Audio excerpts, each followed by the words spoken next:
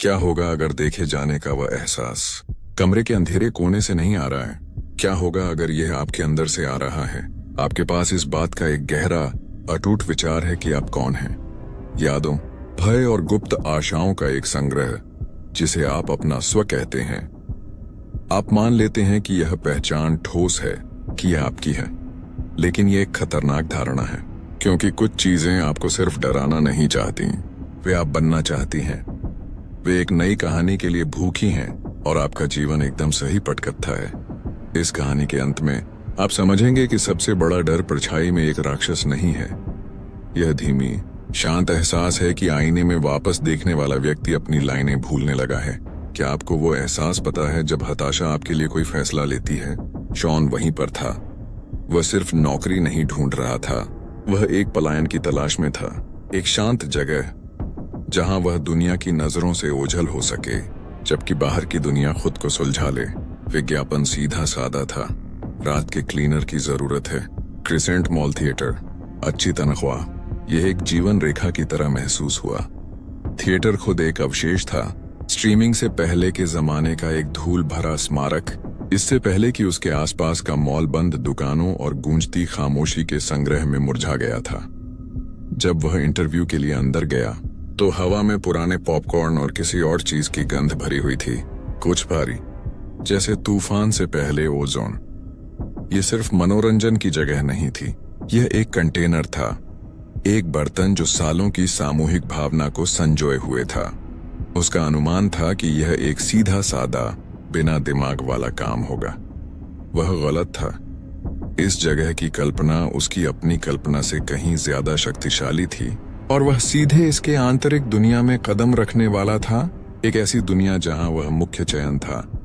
Manager mister Abernethy नाम के एक आदमी को शॉन के बायोडाटा की कोई परवाह नहीं थी। उसकी आंखें, धुंधली और दूर, शॉन को ऐसे देख रही थीं जैसे उसकी गूंज उसकी आवृत्ति को माप रही हो।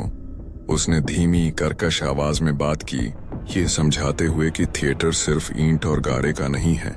उसकी एक याददाश्त है। उसने मखमली रस्सी वाले एक स्टैंड को पुराने पालतू जानवर की तरह थपथपाते हुए कहा था, उसकी पसंद है। तभी नियम सामने आए। कोई कंपनी की हैंडबुक नहीं, बल्कि एक पीला कागज का एक टुकड़ा, पाठ टाइप किया हुआ था, कुछ जगहों पर फीका पड़ गया था। मिस्टर एबरनेथी ने इसे कर्तव्यों की सूची के रूप में प्रस्तुत नहीं किया, बल्कि एक संधि की तरह शांतिपूर्ण सह अस्तित्व की शर्तों के एक सेट के रूप में प्रस्तुत किया। इस इमारत में क्रियाशील शक्ति प्रबंधन नहीं थी, यह खुद इमारत थी, और शॉन का एकमात्र काम, उसका असली काम, उसकी चेतना को परेशान न करना था। उसे एक ऐसे प्रदर्शन में एक भूमिका की पेशकश की जा रही थी जो उसके आने से बहुत पहले से चल रहा था, और पटकथा पहले ही लिखी जा चुकी थी। एहसास ही कुंजी है, एबरनेथी बिना कहे यह कहते हुए लग रहे थे, और यहाँ का एहसास गहरी, चौकस खामोशी का था।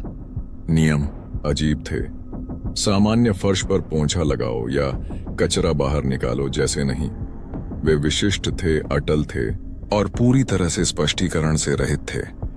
नियम 1, आधी रात के बाद घड़ी पर सिर्फ तुम हो। अगर तुम किसी और को देखते हो तो तुम नहीं हो। नियम 2, थिएटर चौर, हर समय बंद रहना चाहिए। दरवाजे के पीछे से जो कुछ भी सुनाई दे उसे मत सुनो, वह तुम्हारे लिए नहीं है। नियम 3, अगर मुख्य लॉबी में रोशनी एक लयबद्ध पैटर्न में टिमटिमाने लगे तो तुरंत थिएटर 1 के प्रोजेक्शन बूथ में जाओ, दरवाजा बंद कर लो, और जब तक वे बंद न हो जाएं बाहर मत आना। तुम नहीं चाहोगे कि वह तुम्हें देखे। शॉन ने अपने पेट में एक ठंडी गांठ को कसते हुए महसूस किया। यह सफाई का काम नहीं था, ये एक अनुष्ठान था। हर नियम एक ऐसे नृत्य में सावधानी से रखा गया कदम था जिसे वह नहीं समझता था, एक ऐसे साथी को खुश करने के लिए बनाया गया था जिसे वह देख नहीं सकता था। उसे वास्तविकता की एक अलग स्थिति को स्वीकार करने के लिए कहा जा रहा था, बस ये मानने के लिए कि यहाँ चीजें ऐसी ही हैं। उसने नौकरी ले ली, बेशक उसने ले ली। पैसा बहुत अच्छा था, और उसके दिमाग का तार्किक हिस्सा इस बेतुकेपन को खारिज करने के लिए पहले से ही ओवरटाइम काम कर रहा था। खराब वायरिंग, हिबरनेथी शायद सिर्फ एक सन की बूढ़ा आदमी था, नए आदमी पर एक मजाक। उसने एक सुरक्षित तर्क संगत स्पष्टीकरण का निर्माण किया क्योंकि विकल्प अकल्पनीय था। वह उस पीले पन्ने से फुसफुसाते हुए बढ़ते डर के खिलाफ अपने स्वयं के अपनी स्वयं की भावना और वास्तविकता पर जोर दे रहा था। उसने खुद को विश्वास दिलाया कि वह नियंत्रण में है, कि वह इस अजीब छोटी सी दुनिया में सिर्फ एक पर्यवेक्षक है। लेकिन जब वह वहां खड़ा था, हाथ में चाबी लिए, तो सच्चाई पहले से ही उसकी हड्डियों में बस रही थी। आप इस जगह का निरीक्षण नहीं करते, ये आपका निरीक्षण करता है। आप यहाँ काम करना नहीं चुनते, आपको चुना जाता है। आप पहले से ही शो का हिस्सा हैं, चाहे आप इसे जानते हो या नहीं। उसके पेट में जो एहसास था वह सिर्फ घबराहट नहीं थी, ये एक उच्च शक्ति के खेल की द्रुत शीतन पहचान थी। उस पहली रात, जिस पल मॉल के मुख्य द्वार बंद हो गए और आखिरी सुरक्षा गार्ड के कदमों की आहट दूर हो गई, क्रिसेंट मॉल थिएटर पर जो खामोशी छा गई वह अलग थी। यह एक भौतिक उपस्थिति थी। यह उस पर दबाव डाल रही थी, उसके कानों, उसके फेफड़ों को भर रही थी। हवा ठंडी हो गई। वह अकेला था, सचमुच अकेला, एक विशाल अंधेरी जगह में बंद था, जिसके साथ एक अजीब नियमों के सेट के अलावा और कुछ नहीं था। वह अनगिनत आंखों का वजन अपने ऊपर महसूस कर सकता था, खाली सीटों से नहीं बल्कि दीवारों, छत, उसके पैरों के नीचे घिसे हुए कालीन से। थिएटर जागरूक था। यह एक जीवित सांस लेने वाली चेतना थी और उसने अभी अभी स्वेच्छा से खुद को उसके दिमाग के अंदर बंद कर लिया था। नियम सिर्फ निर्देश नहीं थे, वे उसकी पटकथा की पहली पंक्तियां थीं। लेकिन यह तो सिर्फ सतह है। यहाँ वह है जो सब कुछ बदल देता है। विसंगति सूक्ष्म रूप से शुरू हुई। यह एक ध्वनि थी, पुरानी प्रकाश जुड़नार के गूंज के नीचे एक फुसफुसाहट, लगभग अश्राव्य। शॉन रियायत काउंटर के पास एक कूड़ेदान खाली कर रहा था जब उसने इसे सुना। एक धुन, विकृत और बेसुरा, जैसे एक टूटे हुए संगीत बॉक्स पर पीछे की ओर बजाई गई लोरी, थिएटर के इंटरकॉम सिस्टम के माध्यम से बेहोश रूप से गूंज रही है। उसका खून जम गया। वह पूरी तरह से अकेला था। इंटरकॉम चालू करने वाला कोई नहीं था। संगीत शायद 1 मिनट तक चला और फिर अचानक रुक गया, जिससे उसके बाद एक और भी गहरा, अधिक आवेशित सन्नाटा छा गया। यह उसकी सावधानी पूर्वक निर्मित वास्तविकता में पहली दरार थी, पहला सबूत कि इस जगह की चेतना ने उसे नोटिस करना शुरू कर दिया था। उसकी कल्पना इसे समझ नहीं पा रही थी, इसलिए उसने इसे खारिज करने की कोशिश की। रेडियो हस्तक्षेप शायद, लेकिन भावना ही कुंजी थी, और भावना जानबूझकर अवलोकन की थी।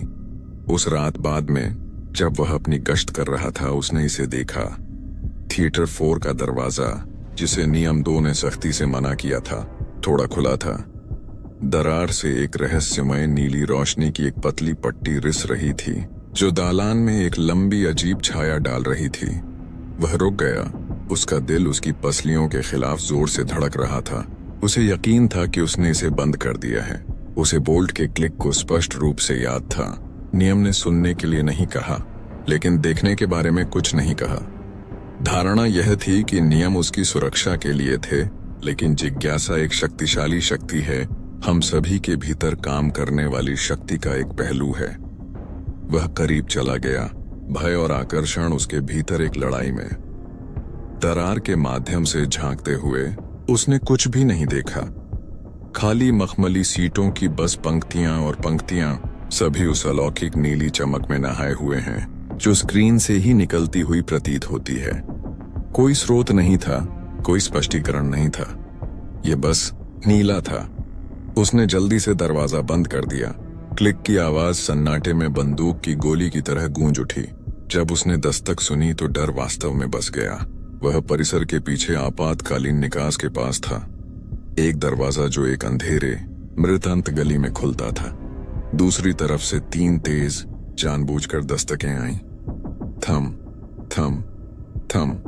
एक आवाज के बाद धातु के दरवाजे से दब गई। शॉन, मुझे अंदर आने दो।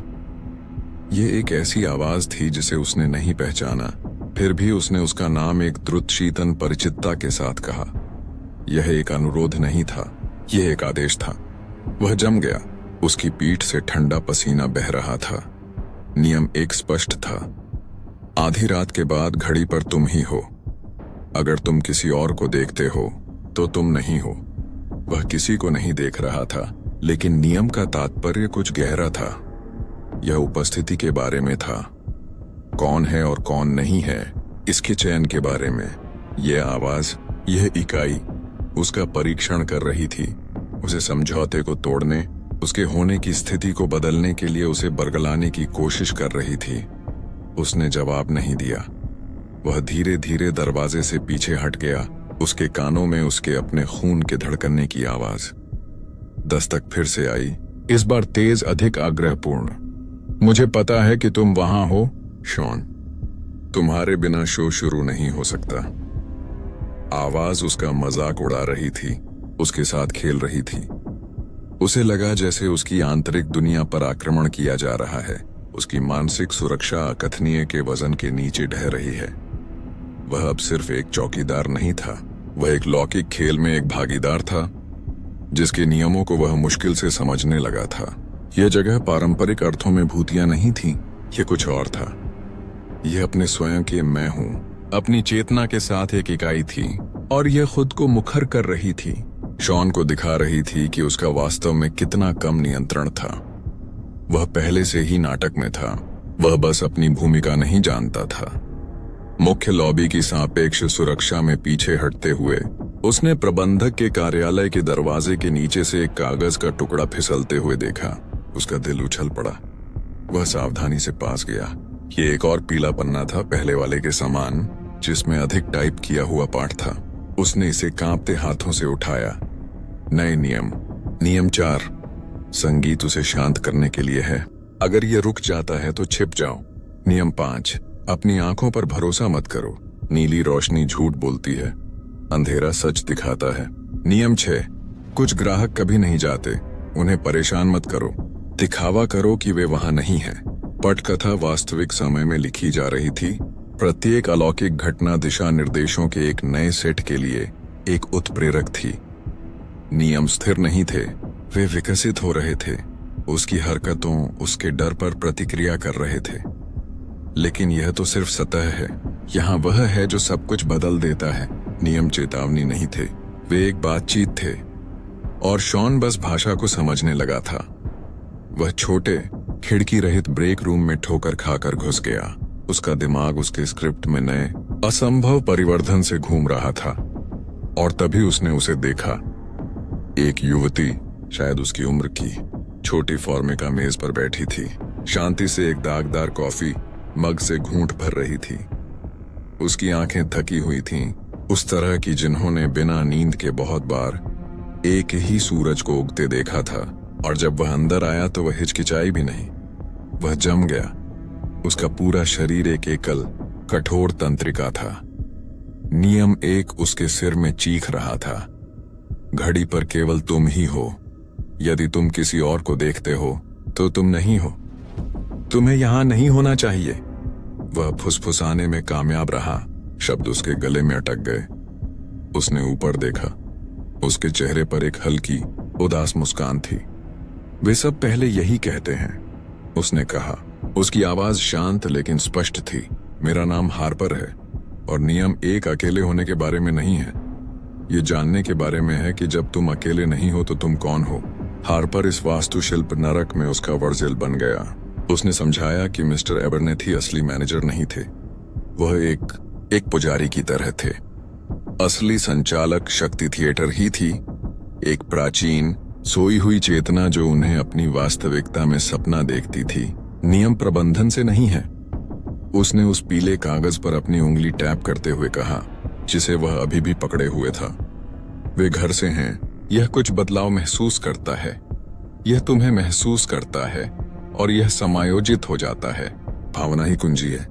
तुम्हारा डर, तुम्हारी जिज्ञासा, यह इस जगह की कल्पना को खिलाती है।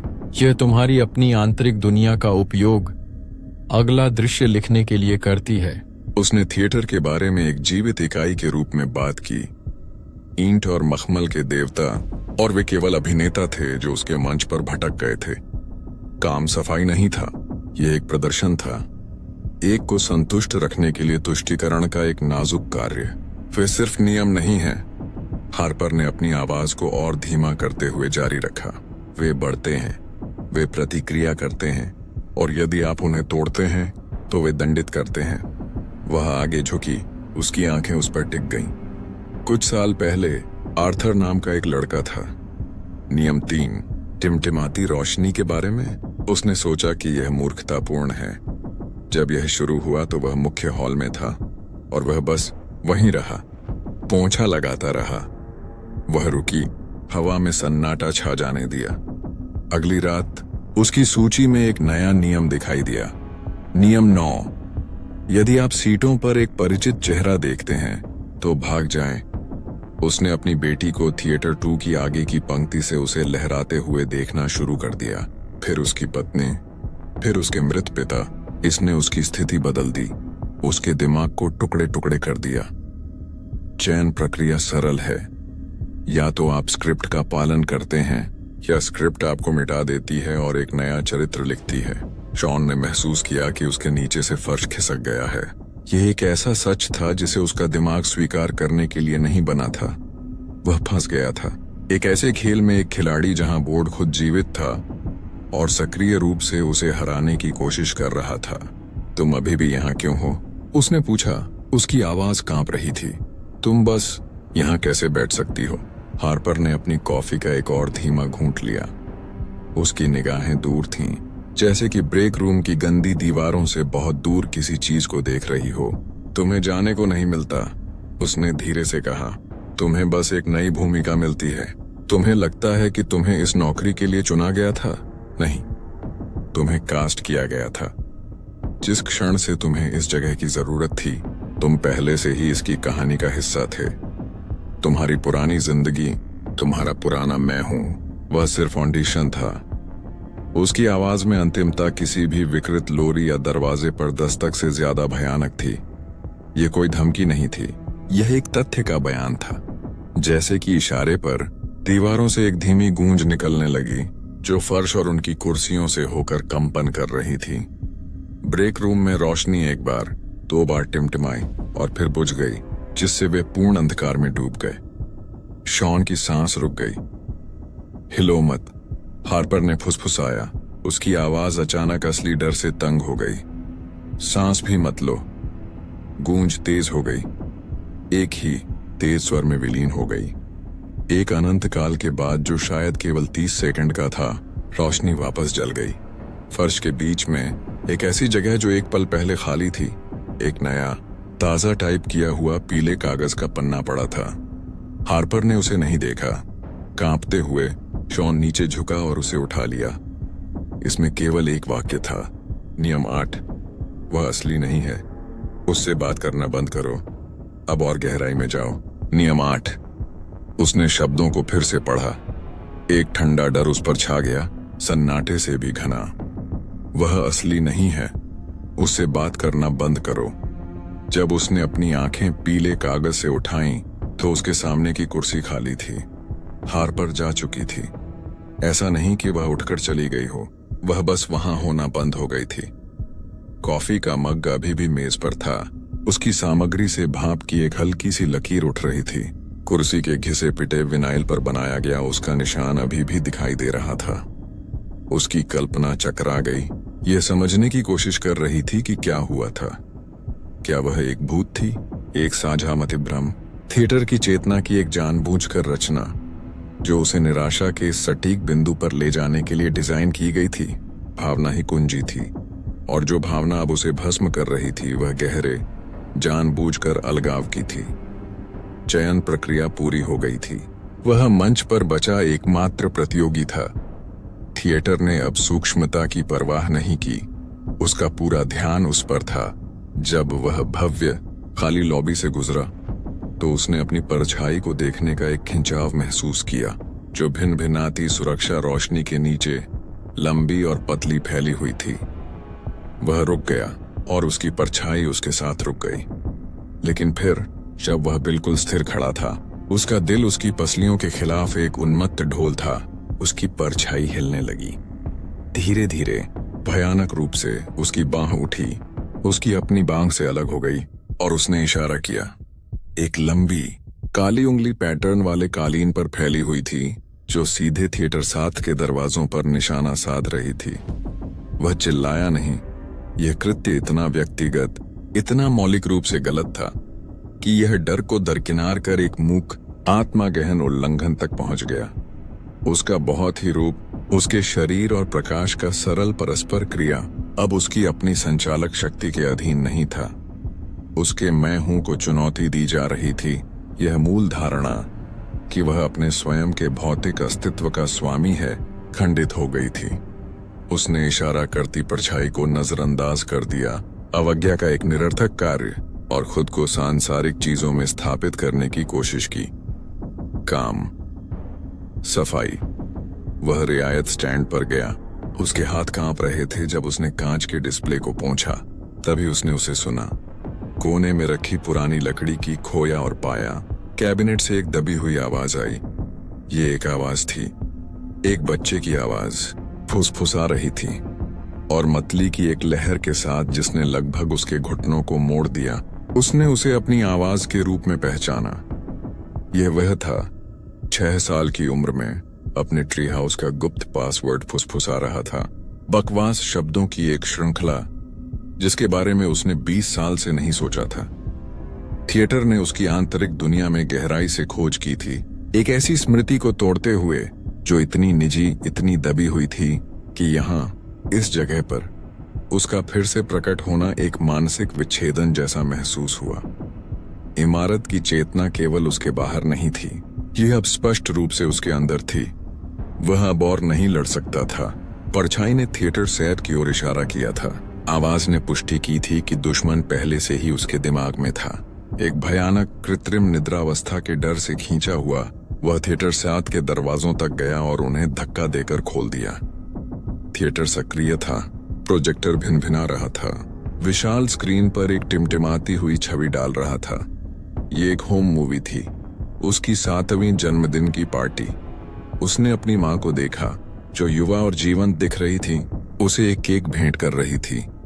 उसने अपना खुद का गैप टूथ हर्षित चेहरा देखा, एक स्मृति जिसे वह पवित्र मानता था। लेकिन जैसे ही उसने देखा, एक ऐसा विवरण सामने आया जो उसकी स्मृति में कभी नहीं था। पृष्ठभूमि में खड़ा उसके अपने बचपन के घर के एक दरवाजे से आंशिक रूप से अस्पष्ट, शुद्ध छाया से बना एक लंबा, अप्राकृतिक रूप से स्थिर आकृति थी। यह हिल नहीं रहा था, यह बस वहीं था, देख रहा था। थिएटर सिर्फ उसकी यादों को वापस नहीं चला रहा था, यह उन्हें संपादित कर रहा था, खुद को उसके अतीत में डाल रहा था, शुरू से ही उसके होने की स्थिति को बदल रहा था। तुम पहले से ही हो, ऐसा लग रहा था, तुम हमेशा से थे। वह थिएटर से पीछे की ओर ठोकर खाकर बाहर निकला। एक कच्ची कंठस्थ सिसकी अंततः उसके फेफड़ों से निकली। यह सब एक भयानक उत्तम समझ में आया। हार्पर का गायब होना, उसकी स्वतंत्र परछाई, उसके अतीत से आवाज, दूषित वीडियो। थिएटर उसे डराकर बाहर निकालने की कोशिश नहीं कर रहा था, यह उसे तोड़ रहा था। व्यवस्थित रूप से उसकी पहचान, उसके इतिहास, उसके बहुत मैं हूं को खत्म कर रहा था। यह उसे बचा रहा था। नियम जीवित रहने के लिए एक मार्गदर्शक नहीं थे, वे एक नुस्खा थे और वह मुख्य सामग्री था। यह पूरा अनुभव, यह पूरी रात, वह एक प्रेतवाधित घटना नहीं देख रहा था। यह एक प्रदर्शन था और वह सितारा था, वह शो था और वह जानता था, एक निश्चितता के साथ जिसने उसे मज्जा तक ठंडा कर दिया कि अंतिम कार्य शुरू होने वाला था। थिएटर ने उसकी अनुभूति को महसूस किया, उसने उसकी चेतना में बदलाव को महसूस किया। वह क्षण जब उसका आतंक ईंधन वाला इनकार अंततः बिखर गया और उसने इस बात की सच्चाई को स्वीकार कर लिया कि यह क्या था, एक जागरूक, संवेदनशील और भूखी इकाई। और उसकी स्वीकृति के साथ प्रदर्शन अपने अंतिम चरण में प्रवेश कर गया। इमारत की बहुत वास्तुकला उधड़ने लगी। पैटर्न वाला कालीन उसके पैरों के चारों ओर गहरे पानी की तरह बहता था। दीवारें कराहती और खिंचती थीं, जैसे कि गर्म मोम से बनी हो, और छत छिलकर एक छत नहीं बल्कि एक घूमता हुआ तारों रहित शून्य प्रकट करती थी। परिचित लॉबी, रियायत स्टैंड, गिने चुने थिएटर के दरवाजे, वे सभी एक असली बदलते स्वप्न दृश्य में विलीन हो गए। यह थिएटर का सच्चा रूप था। उसकी आंतरिक दुनिया प्रकट हुई थी। यह उसे अपनी संचालक शक्ति दिखा रहा था, कच्ची बेलगाम कल्पना जिसने वास्तविकता की इस जेब को अपनी मुट्ठी में पकड़ रखा था। जब दुनिया फिर से बस गई तो वह एक ऐसी जगह पर खड़ा था जो कुछ क्षण पहले मौजूद नहीं थी। वह एक एकल विशाल थिएटर में था जो उसने देखे किसी भी थिएटर से अधिक भव्य और प्राचीन था। सीटें गहरे लाल मखमल में लिपटी अंधेरे में उठ गईं और हर एक सीट भरी हुई थी, उनसे भरी हुई थी। उसकी होम वीडियो से मूक सुविधाहीन सिलहुट, छाया का एक विशाल और शांत दर्शक। वे हिले नहीं, उन्होंने सांस नहीं ली, वे बस मौजूद थे। उनकी सामूहिक दृष्टि उस पर एक भौतिक भार थी। एक एकल शानदार स्पॉटलाइट उदासी के माध्यम से कटी, मंच को रोशन करती हुई। उसे आगे क्या करना है यह बताने के लिए कोई नियम नहीं था, कागज का कोई टुकड़ा नहीं था। इसकी आवश्यकता नहीं थी। भावना ही कुंजी है और भावनापूर्ण निर्विवाद निश्चितता की थी। उसे मंच पर जाना था। चयन समाप्त हो गया था और यह उसके प्रीमियर का समय था। वह मंच पर इतना नहीं चला जितना कि उसे खींचा गया, एक कठपुतली जिसे अनदेखी तार से खींचा गया हो। जिस क्षण वह प्रकाश में आया, यह शुरू हो गया। उसका जीवन, उसका पूरा मैं हूं, उसे छीन लिया गया और मूक भीड़ के लिए प्रक्षेपित किया गया।